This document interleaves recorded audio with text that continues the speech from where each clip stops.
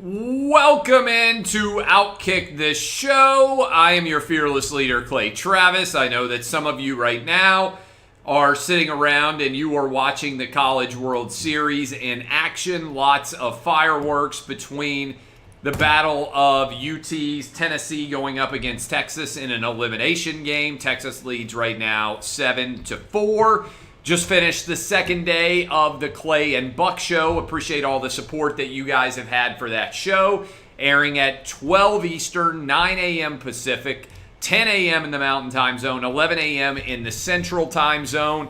Underway, a lot to discuss surrounding the show, but I hope you guys are enjoying it. There is a podcast. You can search out my name, Clay Travis, online. Also, the podcast for this show is eventually going to populate, and all of the past couple of weeks of shows will be available in audio. So I want to thank all of you and give you an opportunity to dive in there. Much to discuss as we run through the Tuesday edition of the program. I want to start here with some good news. The 12-team college football playoff discussed down in Dallas today continues to advance. There are lots of legal issues to work out. In particular, how do you handle bowl game contracts as you expand the number of teams available for the college football playoff? And let me explain what I mean by that. Let's say you are the Citrus Bowl, and you are sitting down in Orlando, and you ordinarily are getting the SEC's top team that isn't necessarily going to the playoff and isn't going to the Sugar Bowl. Well, if suddenly there are 4 SEC teams going to the playoff, maybe the Sugar Bowl gets one of those, maybe they don't. But as you go forward, you end up with the 5th or 6th best team in the SEC instead of maybe the 2nd or 3rd. Maybe it's the 7th best team. How do you compensate the bowl games there? Also, what if there are not enough bowl teams available? All of that needs to be determined. Ultimately, though, based on all the conversations that I have heard, we are going to end up with the 6 best conference champions and the 6 best next teams. It's a function of how far the Pac-12 has fallen that they're afraid they might not even be included there. But again, the 12-team college football playoff continues to progress. There are just a lot of legal hurdles to jump over. And now, with the Supreme Court ruling that came out yesterday, and I hope you guys went and learned and listened to what I had to say about that. There are many complicating factors: name, image, and likeness, antitrust law, Title IX, all of those issues rolling together in what is going to end up being a very complicated story in order to figure out. So that is where we are in the college football universe as we move closer and closer to all of those situations being resolved. Now, biggest story I would say that is going on right now is Kyrsten Sinema she is the Democratic senator from Arizona, wrote a editorial for the Washington Post where she effectively ended any possibility of the filibuster ever being ended. For those of you who don't pay a lot of attention to this, in order to end the filibuster, there have to be 60 votes. And there's been a lot of talk about doing away with it and making it a simple majority that would advance the Senate. And Kyrsten Sinema pointed out something interesting, that just in 2017, 31 senators, including Joe Biden, who were Democrats, supported the filibuster. Now suddenly it's racist. The filibuster is Jim Crow 2.0, all these different things. It's about power. And the Democrats, if they were in power, might well decide that they want to give 2 Senate seats to Washington, D.C. They might well decide that they want to give 2 Senate seats to Puerto Rico as a part of statehood for both locations. They might also decide that they want to expand the Supreme Court if all that is required is a 50-vote number in conjunction with Kamala Harris breaking the tie. And I think Kyrsten Sinema made a strong argument in her Washington Post op-ed. She said effectively that the Senate should function as Thomas Jefferson and our creators of the government made the decision it should function as a cooling mechanism in a hot-tempered America.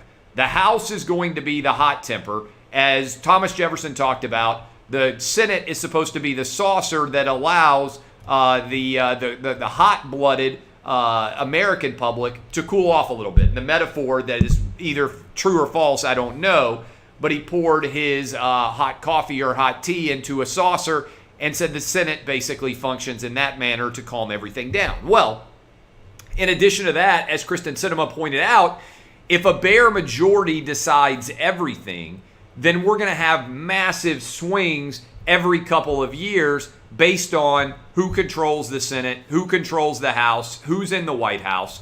And that is not necessarily very helpful overall to being able to plan business, being able to plan life in this country.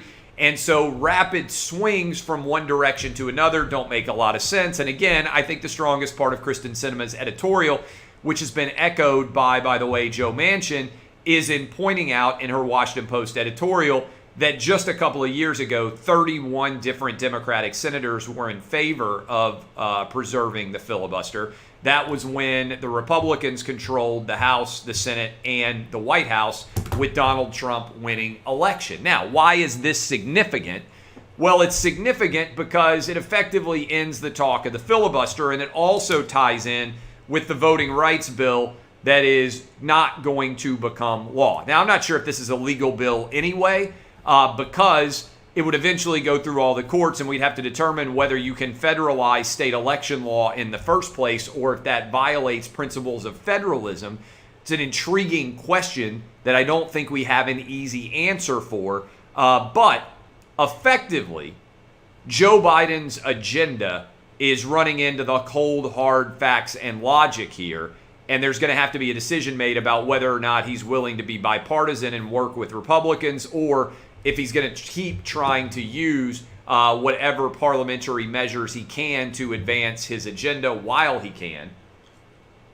And I think this is going to be an interesting story for all of us to be paying a lot of attention to.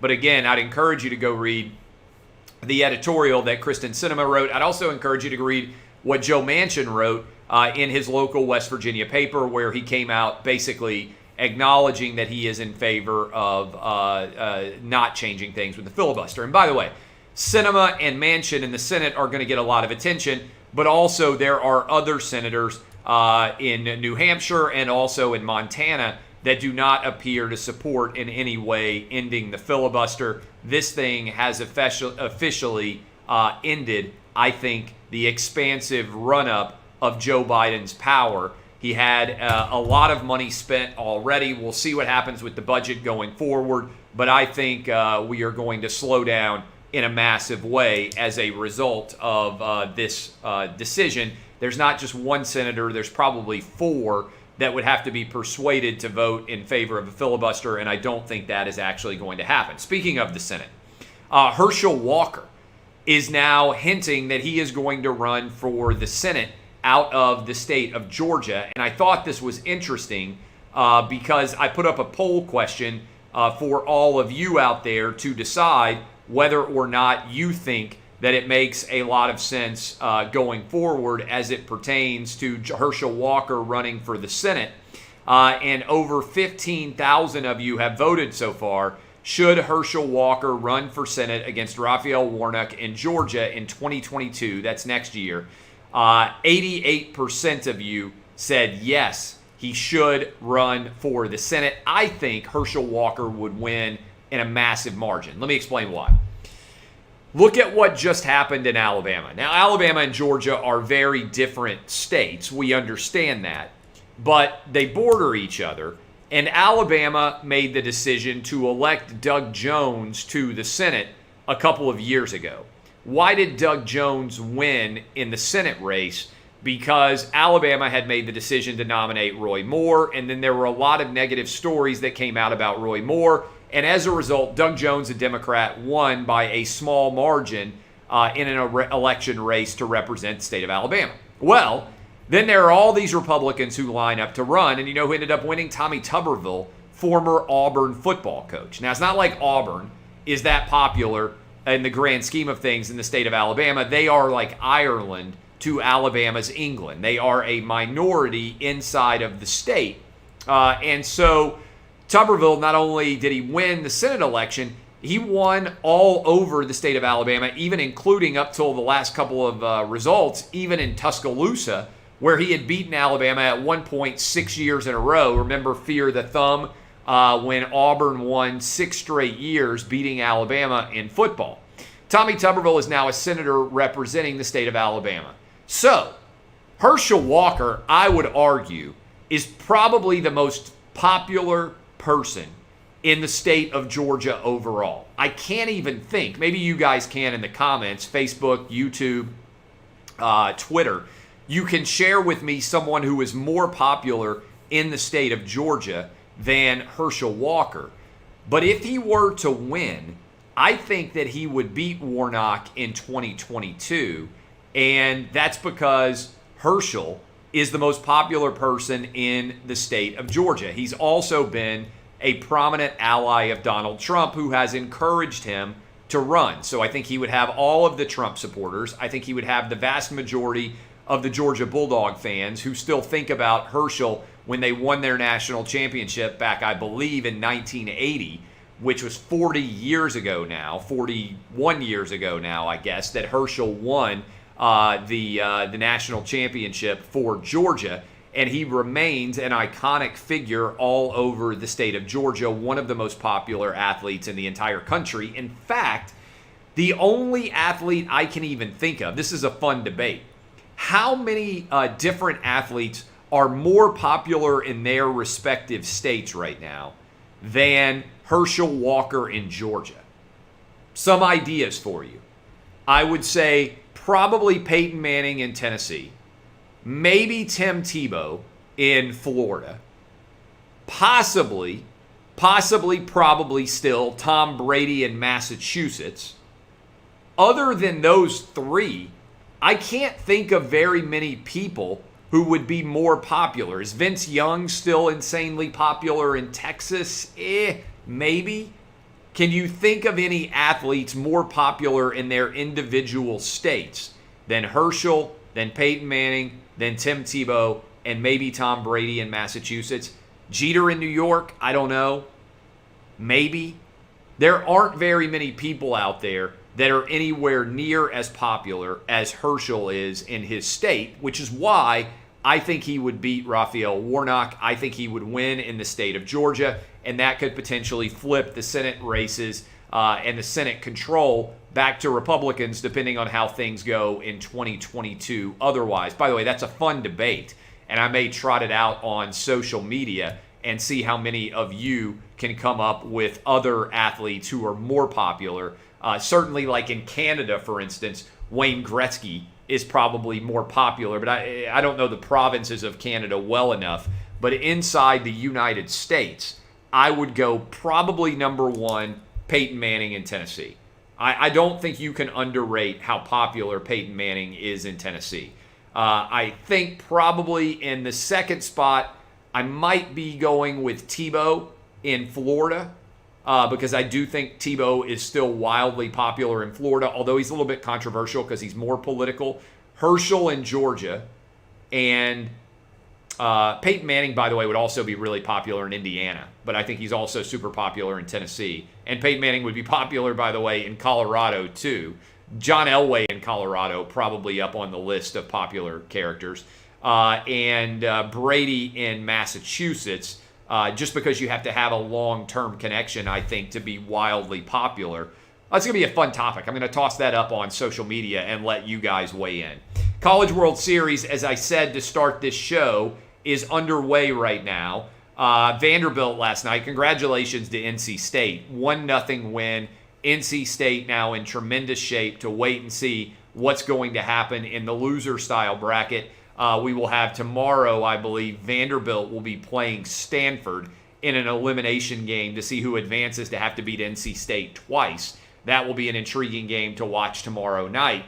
Mississippi State and Virginia in the winners bracket to take a commanding lead towards advancing to the college playoff. And in the meantime, Texas still up 7-4 on Tennessee in the battle of UTs that is out there. I want to tell you right now about my friends at My Dr. Hank, but first I've got to make sure that I find this read and put myself in a position to actually read it. So give me a second here to pull up the read and make sure that I don't screw this up in any way. And I want to tell you, erectile dysfunction affects over half of all men, but it doesn't have to make you feel like half of a man. Since 2017, My Dr. Hank has been making America hard again. My Dr. Hank helps you get low-cost ED meds and overcome the psychological and emotional barriers to getting ED treatment. They secure your prescription and then ship it to you discreetly every month from U.S. pharmacies, all for as low as $2 a pill. That's why I don't want you to wait at all. You can join the movement to make America hard again. Go to mydrhank.com/clay and sign up today. Tell Dr. Hank I sent you, and he will give you 50% off your first subscription order. That's mydrhank.com/clay. Offer only available for a limited time. A lot of news and attention yesterday evening given over to Carl Nassib. He is a Raiders defensive end who announced that he was gay, and he donated $100,000 to charity to help. Look, my position on this is why the NFL is the greatest meritocracy in all of sports and maybe the greatest meritocracy in all the country. Because all that matters is ultimately your ability to make plays on the field. And I think this is where most fans are, the vast, vast majority. Off the field issues, either good, bad, indifferent, most fans don't really care. All they care about is on the field. Let me walk through it. There are a lot of people out there doing incredible work. Walter Payton, Man of the Year nominees. If you are being an incredible force for good off the field, but you lack the ability to make plays on the field, it's not going to keep you employed in the NFL. If you are a force for ill will or poor behavior, but you are a really good player on the field, somebody will find a way to keep you employed. Look at Antonio Brown. Look at all of the different NFL players with criminal histories. Look right now, for instance, at Deshaun Watson, who has 22 outstanding civil lawsuits alleging sexual assault, and yet teams are still willing to trade for him because he's a very talented young quarterback in this league. And so, to me, what is fascinating about this is I think that the meritocracy basically says all we care about is your performance on the field. Michael Sam, I feel like we had this debate, feels like a decade ago, when Michael Sam announced he was gay, then was drafted by the Rams, did not make the roster, was not good enough to play. I don't think it had anything to do with his overall sexuality. I think it was entirely connected to whether or not he was good enough. And the same thing I think will be true of Carl Nassib. I don't think there are that many people that are homophobic who are NFL fans. I wrote in my book, my most recent book, Republicans Buy Sneakers Too, that if Bill Belichick could find a transgender dwarf who could play football at a high level, Bill Belichick would play the transgender dwarf, right? All of the identity politics that people want to be obsessed with as it pertains to sports ultimately boils down to one question. Can you play or can you not play? That's what the locker room cares about, your teammates. That's what your fans care about. That's what ultimately the organization cares about because that's what they're paying you to do. So, I hope Carl Nassib is a good player for years to come. If he is, he'll be in the NFL. If he's not, then he won't be. That's how the NFL meritocracy works, whether you're white, black, Asian, Hispanic, whether you are gay or straight, whether you are religious or you don't care at all about religion, whatever your background is, if you can play, the NFL will find a way to let you play for them. There is absolutely no doubt in my mind about this. I do think Michael Sam has already sort of trod this terrain. I'm not sure that this is a real new story. I understand the active roster part, but I would argue Michael Sam is a bigger storyline because he made these comments right before the NFL draft so that every team was aware of his sexual orientation before they even got to the draft. Now, I am a big proponent of speaking and saying and being as honest and authentic as you can be, whether you're gay, straight, whether you're conservative, whether you're liberal, whether you are white, black, brown, Asian, Hispanic, whatever your background is, own it, speak your authentic voice and don't run and hide from anything. So that's my perspective on this story in general that took over and got a lot of attention yesterday. Final topic tonight is the New York City's mayor race. And some of you might be wondering, why is the New York City mayor race a big deal? And by the way, it's the Democratic primary for the New York City mayor race, but there's not, it appears, a viable Republican candidate. In other words, there isn't a Rudy Giuliani or a Michael Bloomberg who is out there to potentially be elected on the other side of the ballot. And so what ultimately this is about to me, and why you should care, even if you don't care very much about New York City in general, is there is a defund the police battle being fought in the Democratic primary between Eric Adams, who is a 22-year New York City police veteran, and Maya Wiley, who is a far left-wing, defund the police, maybe don't even give police weapons advocate. And I think this is a serious story because it represents a civil war of sorts in the Democratic Party. In particular, what is going on here as it pertains to defund the police? Vast majorities of all voters of all races reject and repudiate the idea of defunding the police. This is a social media writ large idea, defund the police is, that has real world consequences in the form of thousands of additional deaths going forward. As it pertains to those thousands of additional deaths, the vast majority of them are black and brown people who are not being protected by the police as much as they would, because the police are being defunded, because they're being pulled out of neighborhoods, because they aren't allowed to police. And as a result, a criminal element is surging in to fill that void. When that void is filled with criminal elements, the overall danger to all of us, white, black, brown, Asian, Hispanic, all of us are under more danger than we otherwise would be. And so, to me, this is an interesting battle in the Democratic Civil War. Who is going to end up winning this battle? Is it going to be Eric Adams, who is somewhat moderate, favors police, expansioning, 22-year veteran, believes that police are a force for good in New York City? Or is it going to be Maya Wiley, who believes that police should be defunded, by the way, while paying, of course, as everyone does, for their own private security within the context of her own lifestyle? Everybody's in favor of defunding the police, but it's amazing how many people out there who want to defund the police also simultaneously want to go ahead and pay a lot of money for security to support them. Monmouth poll that came out, by the way, circling back around to Kyrsten Sinema and the debate over voting rights. In general, do you support or oppose requiring voters to show a photo ID in order to vote? 80% of people support it. That includes, this is pretty crazy statistic. This is what has been called, by the way, Jim Crow 2.0 by Joe Biden. It's a nonsensical argument.